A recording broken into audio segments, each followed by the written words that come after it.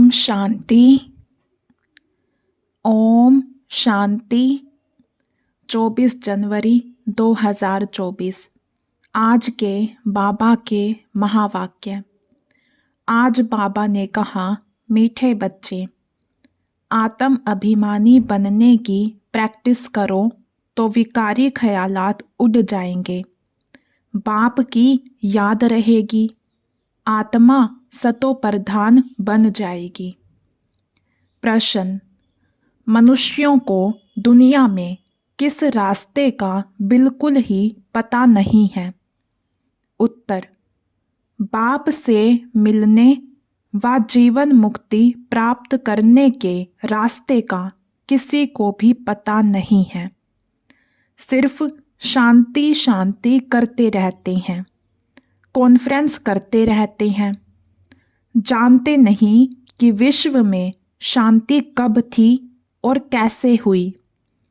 तुम पूछ सकते हो कि आपने विश्व में शांति देखी है?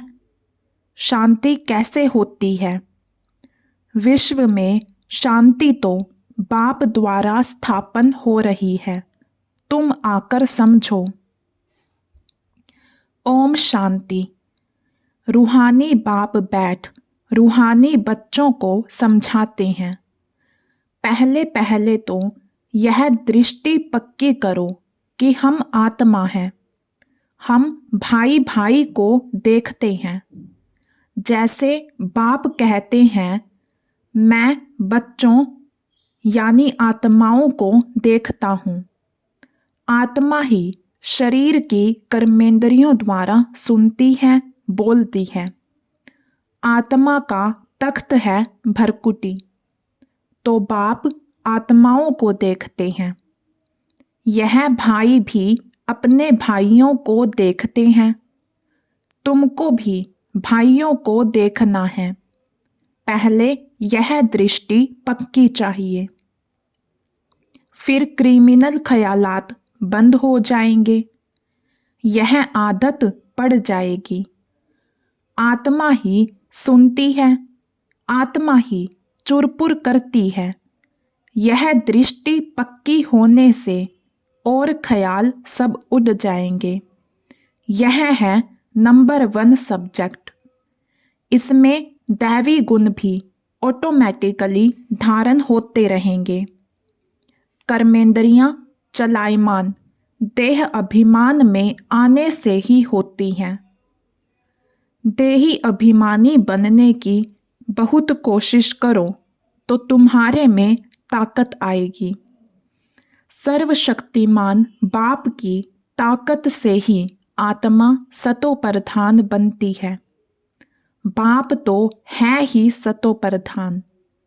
तो पहले पहले यह दृष्टि पक्की हो, तब समझें कि हम आत्म अभिमानी हैं। आत्म अभिमानी और देह अभिमानी में रात दिन का फर्क है। हम आत्माओं को अब वापस घर जाना है। आत्म अभिमानी बनने से ही हम पवित्र सतो प्रधान बनेंगे। यह प्रैक्टिस करने से विकारी ख्यालात उड़ जाएंगे। मनुष्य कहते हैं, धरती के सितारे, बरोबर हम आत्मा सितारा हैं। यह शरीर मिला है कर्म करने के लिए। अब हम तमो प्रधान बने हैं, फिर हमको सतो प्रधान बनना है। बाप को आना भी पुरुषोत्तम संगम युग पर है। ऐसे कभी नहीं कहेंगे कि क्राइस्ट के शरीर में आते हैं। वह आते ही रजो प्रधान में है। कोई बुद्ध व क्राइस्ट के तन में भगवान आए, यह तो हो ना सके। वह आते ही एक बार हैं और आते हैं पुरानी दुनिया में नई दुनिया स्थापन करने। तमो प्रधान दुनिया को बदल सतो प्रधान बनाने। वह जरूर संगम पर आएंगे और कोई समय पर वह आ ना सके। उनको आकर नई दुनिया स्थापन करनी है। उनको कहा जाता है हेवनली गॉड फादर। ड्रामा अनुसार संगम का भी नाम है। श्री कृष्ण को तो बाप व पतित पावन नहीं कहेंगे। उनकी महिमा बिल्कुल अलग है। बाबा समझाते रहते हैं, पहले पहले कोई को एम ऑब्जेक्ट समझाओ। भारत में लक्ष्मी नारायण का राज्य था, तो एक धर्म एक राज्य था। आदि सनातन देवी देवता धर्म था, एक ही अद्वैत धर्म था। हेवन स्थापन करना तो बाप का ही काम है। कैसे करते हैं वह भी क्लियर है। संगम पर ही बाप आकर समझाते हैं कि देह के सब धर्म छोड़ अपने को आत्मा समझो। लक्ष्मी नारायण के चित्र पर ही सारी समझानी देनी है। शिव बाबा का चित्र भी है। महिमा वाला चित्र बहुत अच्छा बना हुआ है। यह है ही नर से नारायण बनने की सत्य कथा। राधे कृष्ण की कथा नहीं कहते हैं, सत्यनारायण की कथा। तुमको नर से नारायण बनाते हैं। पहले तो छोटा बच्चा होगा। छोटे बच्चे को नर नहीं कहा जाता है। नर नारायण, नारी लक्ष्मी कहा जाता है। तुम बच्चों को इस चित्र पर ही समझाना है। सन्यासी तो आदि सनातन देवी देवता धर्म की स्थापना कर ना सके। शंकराचार्य तो आते ही हैं रजो प्रधान के समय, वह राजयोग सिखा ना सके। बाप आते हैं संगम पर, कहते हैं बहुत जन्मों के अंत के भी अंत में मैं प्रवेश करता हूँ। ऊपर त्रिमूर्ति भी है। ब्रह्मा योग में बैठा है। शंकर की तो बात ही अलग है। बैल पर सवारी हो ना सके। बाप को तो यहाँ आकर समझाना है। विनाश भी यहाँ ही होता है। लोग कहते हैं विश्व में शांति हो, वह तो होने वाली है, तब बुद्धि में आता है। चित्रों पर तुम अच्छी तरह समझा सकते हो। जो शिव की व देवताओं की भक्ति करते हैं उनको समझाना है, वह झट मानेंगे। बाकी नेचर व साइंस आदि को मानने वालों की बुद्धि में बैठेगा नहीं। दूसरे धर्म वालों की भी बुद्धि में नहीं आएगा।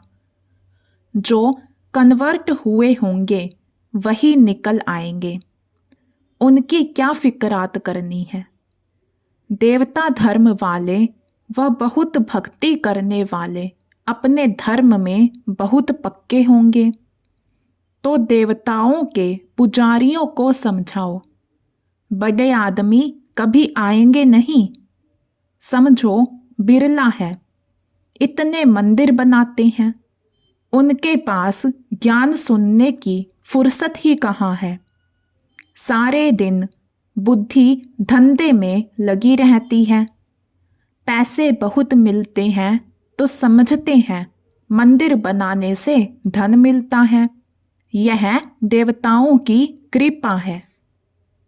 तुम्हारे पास कोई आए तो लक्ष्मी नारायण का चित्र उन्हें दिखाओ। बोलो तुम विश्व में शांति चाहते हो तो विश्व में शांति का राज्य इस दुनिया में था। फलानी तारीख से फलानी तारीख तक सूर्यवंशी राजधानी में बहुत शांति थी। फिर 2 कला कम हो जाती है। इस चित्र पर ही सारा मदार है। अब तुम विश्व में शांति चाहते हो, कहाँ चलेंगे? घर को तो जानते ही नहीं हैं। हम आत्मा शांत स्वरूप हैं। मूल वतन में रहते हैं वही शांति धाम है। वह इस दुनिया में नहीं है। उनको कहा जाता है निराकारी दुनिया। बाकी विश्व इसको ही कहा जाता है। विश्व में शांति नई दुनिया में होगी। विश्व के मालिक यह बैठे हैं। गरीब इन बातों को अच्छी रीति समझते हैं। कोई कहते हैं यह रास्ता बहुत अच्छा है, हम रास्ता ढूंढते थे, रास्ते का मालूम ही नहीं तो ढूंढेंगे क्या। ऐसा कोई नहीं जिसको बाप और जीवन मुक्ति के रास्ते का पता हो। शांति शांति कहते रहते हैं, परंतु शांति कब थी, कैसे हुई, किसी को भी पता नहीं है। कितनी कॉन्फ्रेंस आदि करते हैं। उनसे पूछना चाहिए, तुमने कभी विश्व में शांति देखी है कि विश्व में शांति कैसे होती है। तुम प्रजा आपस में क्यों मूंझते हो। कॉन्फ्रेंस करते रहो, जवाब कहाँ से मिलता नहीं। विश्व में शांति तो अब बाप द्वारा स्थापन हो रही है। तुम कहते हो क्राइस्ट से 3000 वर्ष पहले हेवन था, तो वहाँ ही शांति थी। अगर वहाँ भी अशांति होती तो बाकी शांति कहाँ से मिलेगी। अच्छी तरह से समझाना है। इस समय तो तुमको इतना समय बात करने नहीं देते, क्योंकि अभी उनके सुनने का समय नहीं आया है। सुनने का भी सौभाग्य चाहिए। तुम पद्मा पदम भाग्यशाली बच्चे ही बाप से सुनने के हकदार बनते हो। बाप बगैर और कोई सुना ना सके। बाप तुम बच्चों को ही सुनाते हैं। यह है ही रावण राज्य, तो यहाँ शांति कैसे हो सकती। रावण राज्य में सब पतित हैं। पुकारते हैं कि हमको पावन बनाओ। पावन दुनिया तो इन लक्ष्मी नारायण की थी। राम राज्य और रावण राज्य में कितना फर्क है। सूर्यवंशी, चंद्रवंशी, फिर होते हैं रावण वंशी। इस समय है कलयुग, रावण संप्रदाय। बड़े बड़े लोग भी एक दो को गुर गुर करते रहते हैं।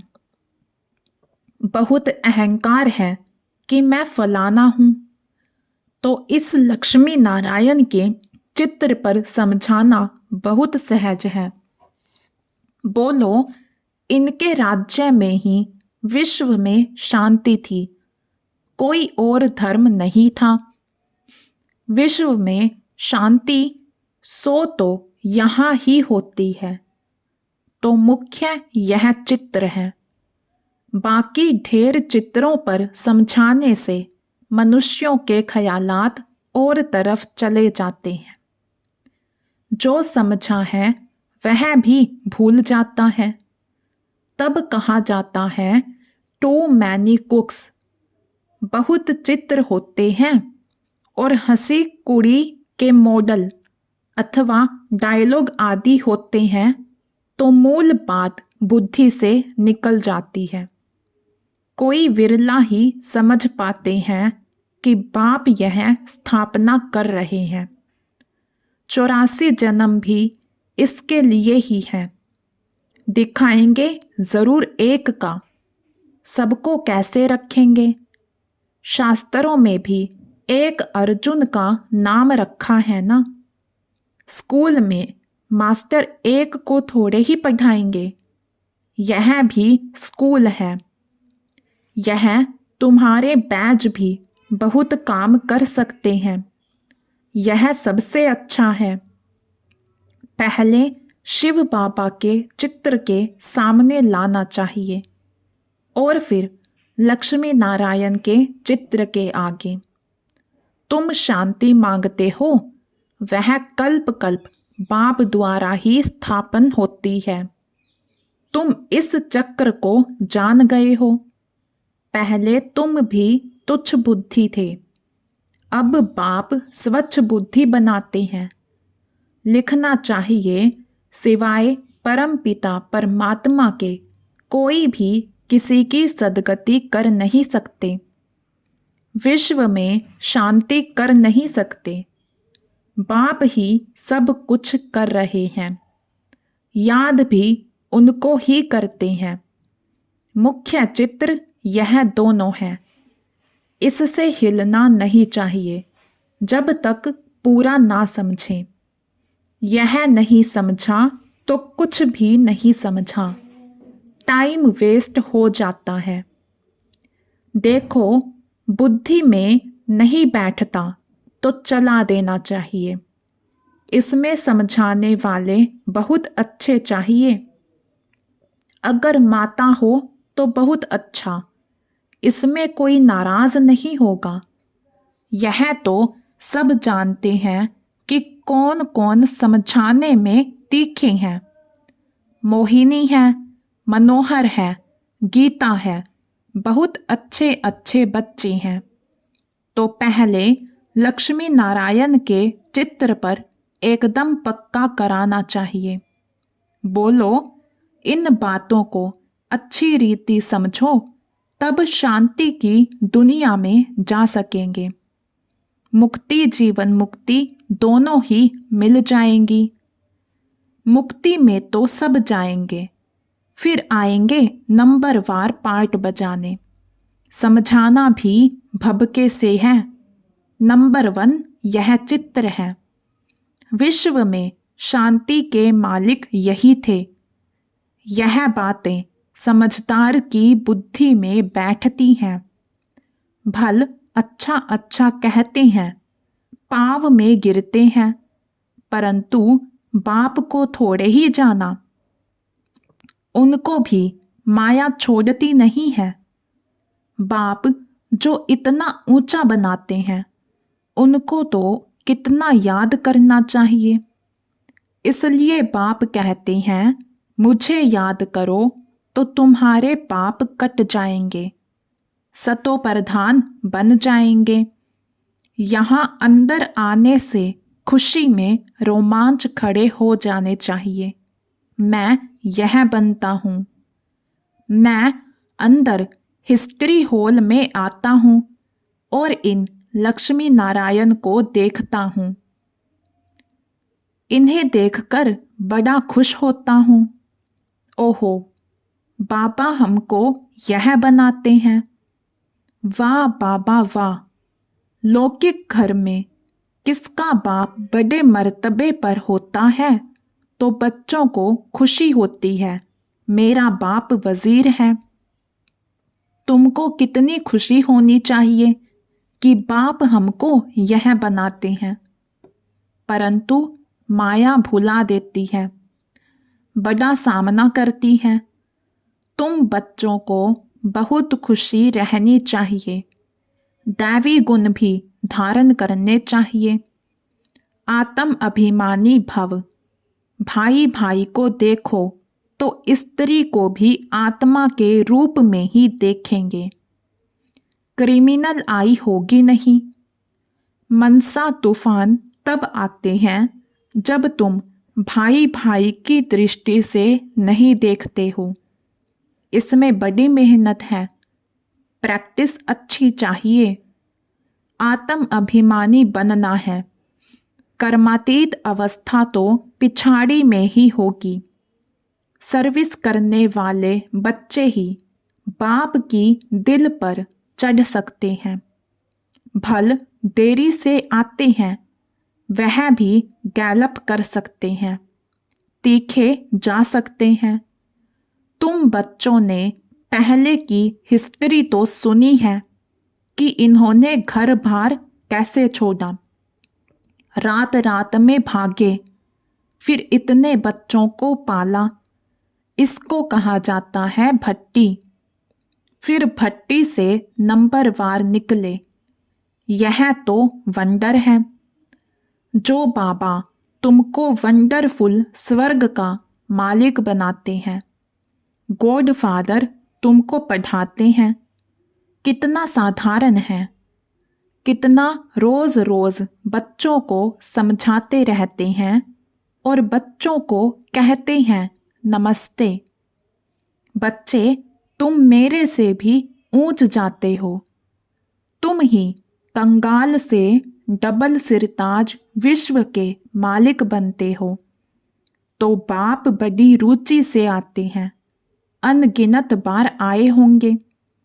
आज तुम मुझ राम से राज्य लेते हो, फिर रावण से तुम राज्य हराते हो। यह खेल है। अच्छा, मीठे मीठे लक्की सितारों प्रति माता पिता बाप दादा का याद प्यार और गुड मॉर्निंग। रूहानी बाप की रूहानी बच्चों को नमस्ते। हम रूहानी बच्चों की रूहानी बाप दादा को दिल व जान शिकवा प्रेम से नमस्ते जी, नमस्ते जी। धारणा के लिए मुख्य सार। फर्स्ट पॉइंट, आत्मा को सतो प्रधान बनाने के लिए एक सर्वशक्तिमान बाप से ताकत लेनी है। देही अभिमानी बनने का पुरुषार्थ करो। हम आत्मा भाई भाई हैं। यह प्रैक्टिस निरंतर करते रहो। सेकंड पॉइंट, बाप और लक्ष्य यानी लक्ष्मी नारायण के चित्र पर हरेक को विस्तार से समझाओ। बाकी बातों में टाइम वेस्ट मत करो।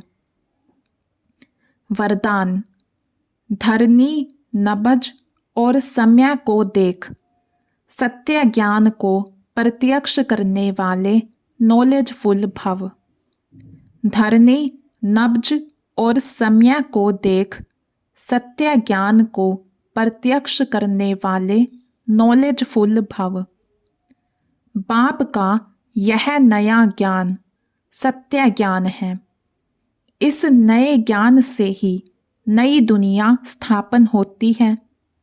यह अथॉरिटी और नशा स्वरूप में इमर्ज हो। लेकिन इसका अर्थ यह नहीं कि आते ही किसी को नए ज्ञान की नई बातें सुनाकर मुंझा दो। धरनी नब्ज और समय सब देख करके ज्ञान देना, यह नॉलेजफुल की निशानी है। आत्मा की इच्छा देखो, नब्ज देखो, धरनी बनाओ, लेकिन अंदर सत्यता के निर्भयता की शक्ति जरूर हो। तब सत्य ज्ञान को प्रत्यक्ष कर सकेंगे।